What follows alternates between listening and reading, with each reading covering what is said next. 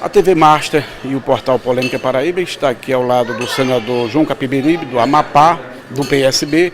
Ele é um dos coordenadores da Frente Parlamentar pelas Diretas Já. E ele está da Paraíba, veio participar dessa movimentação. Senador, esse movimento ainda precisa ganhar as ruas, para o povo abraçar a causa, é verdade? Olha, não tem a menor dúvida, nós estamos numa fase das mais difíceis da história do Brasil, mergulhados numa crise profunda, numa crise política, uma crise da representação política, onde o povo não acredita nos seus representantes, até porque os seus representantes levaram o Brasil ao fundo do poço, conduziram o país à crise, e os seus representantes hoje são tutelados pelo poder econômico. O poder econômico, e a gente já viu isso, né? Todos os dias aparece na televisão a Operação Lava Jato mostrando a quantidade de milhões de reais que foram escoados para as campanhas políticas. Portanto, esse parlamento que está aí, para você ter uma ideia, 70% dele foi financiado por apenas 10 grandes grupos empresariais. Isso parece chocante, não é? Mas é uma realidade. Então, existe um poder invisível no parlamento que impede os avanços da solução da crise. Portanto, não há outra alternativa para o país. O poder executivo, o governo Temer, é um governo moribundo, não tem legitimidade, o parlamento não tem legitimidade e a gente precisa recuperar a legitimidade do poder político no país para sair da crise. E não tem outra maneira de fazer isso que não seja através do voto popular. É evidente que, como todo movimento, esse começa tímido, não é? Mas a nossa expectativa é que ele cresça. A sociedade está ficando exasperada com a crise. São 14 milhões e 300 mil desempregados, 9 milhões de pessoas vivendo de bico. Portanto, não dá para esperar terminar esse governo mergulhado nessa profunda crise para legitimar o poder político no final do ano de 2018 e tomar posse em 2019. Nós precisamos acelerar essas eleições para janeiro do próximo ano. É a data limite para realizar as eleições é janeiro de 2018. O governo agora aumentou os combustíveis para melhorar a caixa, mas mesmo assim gastou agora uma infinidade de recursos para poder garantir os parlamentares. Isso só aprofunda a crise, né? É um governo moribundo, está tentando se salvar a todo custo. Imagina, você acaba de nos dizer, coloca bilhões de reais em emenda parlamentares, não é? E aumenta os impostos. Isso é uma traição à sociedade brasileira. Esse governo é ilegítimo, ele não foi eleito para promover reformas, a reforma trabalhista, que é uma agressão ao povo trabalhador, e é uma reforma recessiva. Você imagina, a carga horária hoje é de 44 horas. Né? O governo está levando para 48 horas. Ou seja, vai reduzir os empregos. Né? Porque em vez de você contratar um outro trabalhador, você vai esticar a carga horária dele de 40 ou 44 horas para 48. Né? A contratação em turnos intermitentes, em horário intermitente, isso não existe em nenhum canto do mundo, ou então o negociado vale mais do que a lei, só no Brasil. E isso, realmente, para a gente sair dessa encalacrada que nós estamos, nós precisamos acelerar o processo de saída dessa crise para recuperar os direitos perdidos. Os trabalhadores só estão perdendo, eles estão colocando nas costas do povo trabalhador, do povo ordeiro, a responsabilidade por uma crise que é a crise da representação política, da corrupção, da deslealdade, da falta de respeito com o voto popular, não é? E eles estão jogando isso nas costas do trabalhador.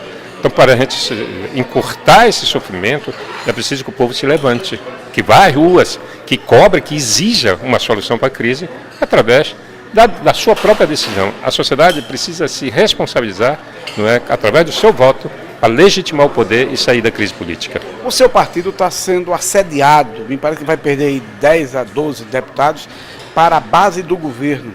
Isso funciona como uma depuração ou é um atentado ao seu partido? Não, uma depuração, eu acho que eles já vão tarde. Eles já deveriam ter saído do partido. Foram políticos que não leram os estatutos e o programa do partido, entraram de uma maneira desavisada, quando já estavam dentro do partido, se deram conta que tinham entrado na porta errada. Não é? Nós somos um partido com histórico, não é, de lutas sociais, um partido progressista, um partido preocupado com justiça social, preocupado em combater as desigualdades no país. Não somos um partido da elite política brasileira, e uma parte desses deputados bateram na porta e entraram na outra, entraram na porta errada. Portanto, eu espero que eles, se eles se vão ao DEM ou ao PMDB, eu acho que é a porta certa. Eu espero que isso aconteça logo, logo. O governador da Paraíba vem se notabilizando pelo diferencial de sua administração, pelo êxito, e o nome dele sempre é lembrado para essa conjuntura nacional. Como é que você vê o papel do governador Ricardo Coutinho? Olha, vocês paraibanos que estão nos assistindo, vocês estão produzindo aqui um grande quadro político. O governador Ricardo Coutinho é hoje um dos quadros políticos mais respeitados do país, com credenciais para disputar uma eleição para presidente da República pelo trabalho que fez aqui. E é um trabalho silencioso. O resto do Brasil não sabe. Não é? As políticas públicas desenvolvidas pelo governador Ricardo Coutinho são impressionantes. Né? A assistência ao idoso, né? Uma coisa, essa cidade que ele está construindo para os idosos é algo fascinante. Eu até estou pensando em vir morar na Paraíba quando eu me aposentar, porque realmente são políticas, né, que sensibilizam, que tocam a emoção das pessoas. Eu queria parabenizar os paraibanos pelo líder político que vocês construíram aqui. Eu queria que o senhor falasse, para encerrar, a situação que o ex-presidente Lula se encontra. Qual é a visão que o senhor tem desse dilema que ele está vivendo com a justiça, com o juiz Moro? Olha, eu acho o Lula um animal político. E é o que pesa essa tempestade, na verdade é um tsunami político que ele está vivendo. Dá a impressão que ele ainda vai terminar se saindo de tudo isso. Essa é a impressão que eu tenho. Não é? Acho que o governo Lula cometeu grandes erros, fez concessões além da conta. Você ter uma figura como José Sarney, um aliado a quem Lula defendeu, acho que Lula exagerou. No entanto, Lula fez um trabalho fantástico, criou centenas de universidades e de escolas técnicas por todo o país, a infraestrutura se expandiu. Tem gente que fala assim, com enorme admiração, dizendo, olha, eu jamais sonhei que no meu lugarejo, lá na margem do Rio Balsa, no sertão do Maranhão, um dia a energia elétrica fosse chegar, e chegou. Então tem essas conquistas, e por isso que o povo não esquece o Lula. Agora, claro, para mim pessoalmente, o governo Lula, né, foi bom para muitos, mas para mim não foi muito ruim, não é? Eu vivi os piores momentos da minha vida política no governo Lula, estive distante desse governo, estive distante do governo Dilma.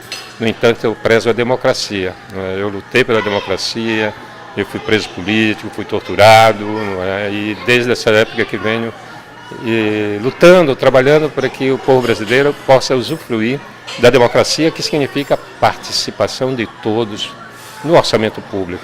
O Brasil é controlado por uma elite perversa, não é? Rentista, que ganha dinheiro sem fazer nada. Vou te dar um exemplo.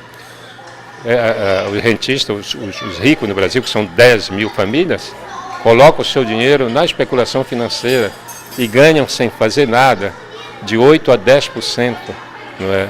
Por ano. Isso sem fazer nada, sem mover uma palha, apenas especulando no mercado financeiro, colocando o seu dinheiro na mão do governo. O governo remunera regiamente. Para você ter uma ideia, em 2015, nós gastamos com serviço da dívida, com juros, não é, amortização, com serviço da dívida, 942 bilhões de reais. Isso é absurdo. Outra coisa também que é algo que o Lula não mexeu nessa política e não mexeu também na sonegação fiscal. Em 2015, houve sonegação da ordem de dinheiro que nós pagamos de imposto, e que esse dinheiro caiu nas mãos de empresários desonestos, e esse dinheiro não foi recolhido à caixa dos governos, não é? 504 bilhões de reais de sonegação.